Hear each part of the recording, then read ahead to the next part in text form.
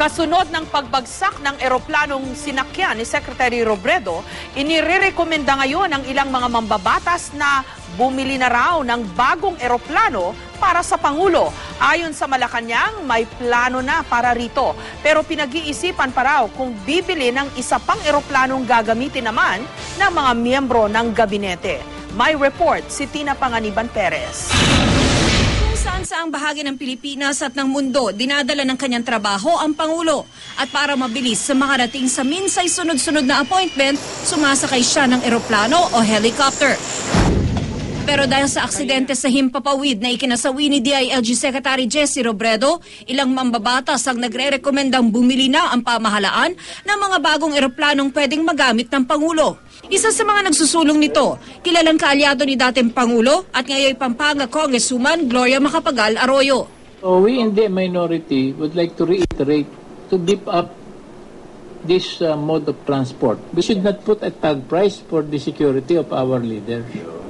Kailangan yun sa mga senior officials of the government. Ayon sa Malacanang, may plano raw talagang bumili ng eroplano para sa Pangulo. Kung kailangan din bang bumili para sa mga miyembro ng gabinete, pinag-aaralan na rin daw.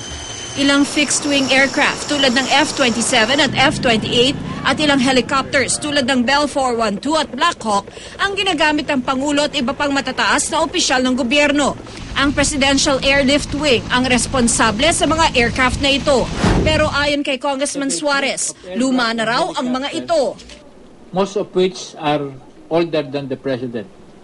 Is he safe when he flies these airplanes, the ones we have? The ones we have now? Yes, of course. They undergo very stringent maintenance procedures, and they are also certified, okay, to fly. Especially more so that we're flying the President. So is it true that the planes are older than the President?